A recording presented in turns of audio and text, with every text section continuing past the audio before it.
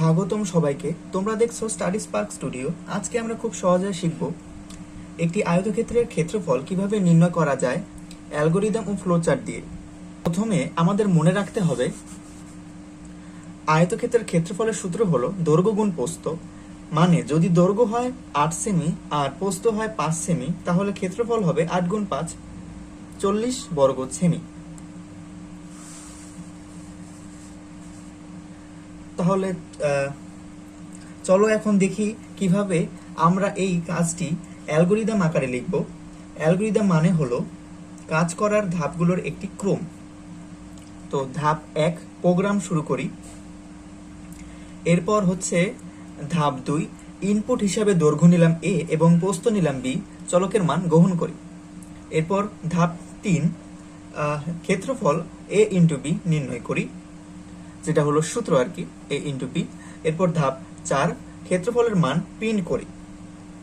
এরপর হচ্ছে প্রোগ্রাম বা ধাপ 5 প্রোগ্রাম শেষ করি। তো আমাদের প্রোগ্রামটা আমরা ইন্ড করে দিলাম, বা যে প্রোগ্রামটা ছিল সেটাকে আমরা সমাপ্তি করে দিলাম। এরপর হলো এই অ্যালগরিদমকে আমরা ফ্লোচার্টে রূপান্তর করব। ফ্লোচার্ট মানে হলো চিত্রের মাধ্যমে ধাপগুলো বোঝানো। তো এই যে চিত্রের মাধ্যমে আমরা এই যে ধাপগুলো করেছি, এটাকে জাস্ট চিত্রের মাধ্যমে প্রকাশ করব। এটা তোমরা বাংলাও লিখতে পারো, ইংলিশেও লিখতে পারো। ইংলিশে আমি তৈরি করেছি। তো চলো প্রথমে প্রোগ্রাম শুরু করি। এর ছকের মাধ্যমে এটা ফ্লোচার্টে কিভাবে প্রকাশ করলাম, স্টার্টের মাধ্যমে। কিন্তু এই স্টার্ট দেওয়ার আগে যে চিত্রটা আমরা করলাম, এটা হলো একটি ডিমের আকৃতির মতো বলা চলে। এবং এই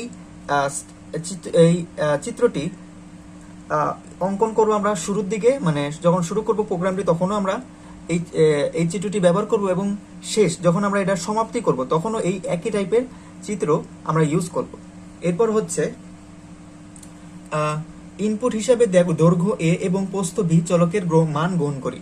তো ইনপুট আমরা নিব কি a এবং b, এবং যে চিত্রটা ব্যবহার করেছি এটা ইনপুটও ব্যবহার হবে এবং আউটপুট যখন আমরা বের করব তখনও ব্যবহার হবে। আউটপুট বা প্রিন্ট যখন আমরা প্রিন্ট করি, মানে লাস্টে যে ক্ষেত্রফলের প্রিন্টটা করব, তখন এই দুইটা চিত্র ব্যবহার করা হবে। এবং মাঝখানে যে এটা বক্স আকারের একটি চিত্র ব্যবহার করেছে, এটাকে বলা হচ্ছে ক্ষেত্রফলের মানটা নির্ণয় করার জন্য, ক্ষেত্রফলকে বলা হয় এরিয়া, সেই মানটা নির্ণয় করার জন্য এই ছকটা তখন আমরা ব্যবহার করব, যে এরিয়া a ইন্টু b দেখানোর জন্য আমরা এই ছকটা ব্যবহার করব। এরপরে যেটা বলেছিলাম যে ইনপুট এবং আউটপুট, তখন সেই সময় আমরা এই চিত্রটা ব্যবহার করব। সেই চিত্রটা হচ্ছে কিছুটা এইভাবে, এবং এই চিত্রটাকে আমরা ভিতরে কি লিখব, প্রিন্ট এরিয়া। মানে আমরা যা ক্ষেত্রফলটা মান বের করেছি সেটাকে আমরা প্রিন্ট করেছি। তো এরপরে যে সমাপ্তি বা ইন্ড, সেই একই চিত্র ব্যবহার করে, যেটা আমরা স্টার্টে ব্যবহার করেছিলাম, সেই চিত্রটা ব্যবহার করে আমরা ফ্লোচার্টটি শেষ করব।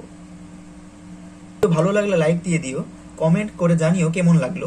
আর স্টাডি স্পার্ক স্টুডিও চ্যানেলকে অবশ্যই সাবস্ক্রাইব করে পাশে থাকো।